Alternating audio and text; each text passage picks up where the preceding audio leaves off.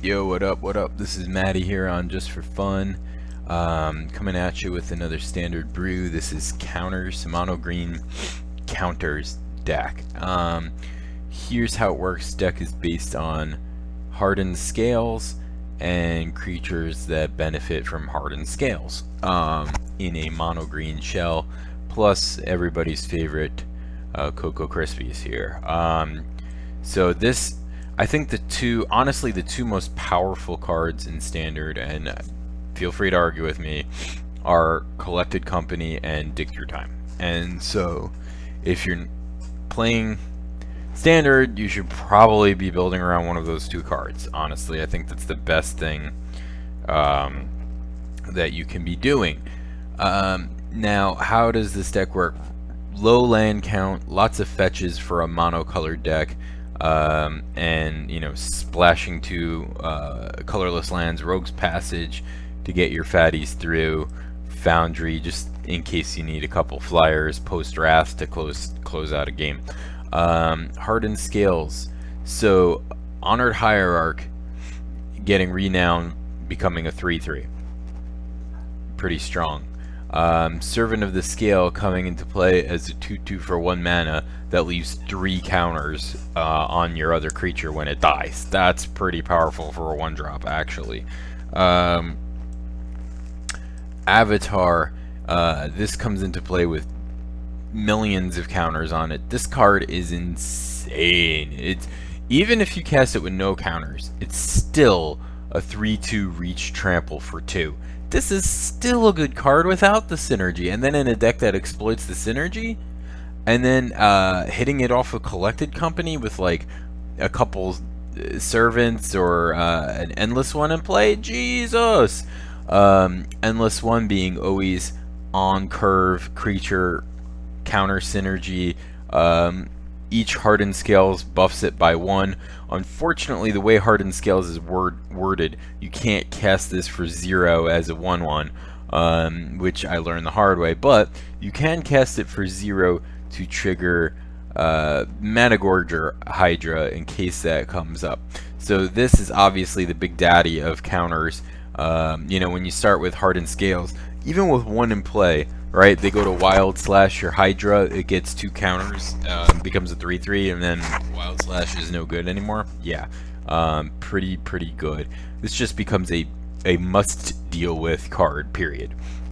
Hangerback, talking about most must deal with cards. If I had the tickets, the money, whatever you want to call it, this would be a 4 of in the deck. I just happen to have one. So he's in there, he's really good in the deck. I would play 4 of if I had them. And Undergrowth Champion is pretty powerful creature. I think is currently underrated. It's a hit off Collected Company. Played on turn 4 with the fetch land afterwards, and it's a 4/4 even without Hardened Scales, and then the damage prevention ability makes it you know, hard to get rid of for a red deck, for example, or a deck that's going to rely on blocking. You know, it's immune to Death Touch. It's really powerful ability, and then, you know, doubling the counters with Hardened Scales makes it pretty scary. One of Conclave Naturalists to destroy an artifact or enchantment, and it's a fatty. It's just, you know, decent card all around. Obviously, if we still had Rex Sage in the format, it would be that, because we could collect a company for it. So yeah. Also in the fun ofs, we have Winds. You know, you will very frequently have creatures with power greater than 4. So this is a good way to set up a giant blowout block. A Natural Aggression has been really impressive in the deck. An instant speed fight card is pretty strong, so I like that a lot. And, you know, Collected Company is there because it's awesome. As far as sideboard, don't really have a sideboard. Just kind of wing it through these matches. This deck has another serious case of being shuffler fucked. I gotta tell you, I've had very strong matches with this that I did not record. And then when I went to record, I had a lot of consistency issues. So not as consistent as you would expect for a monocolored deck with 30 cards under 3 mana or less. So had a lot of games where I got stalled on 2 lands or missed land drops for 8-9 turns. So that's unfortunate, but you'll see in the matches, even in that case, I still held out pretty well. And then the games where I curve out, it's just not even a contest.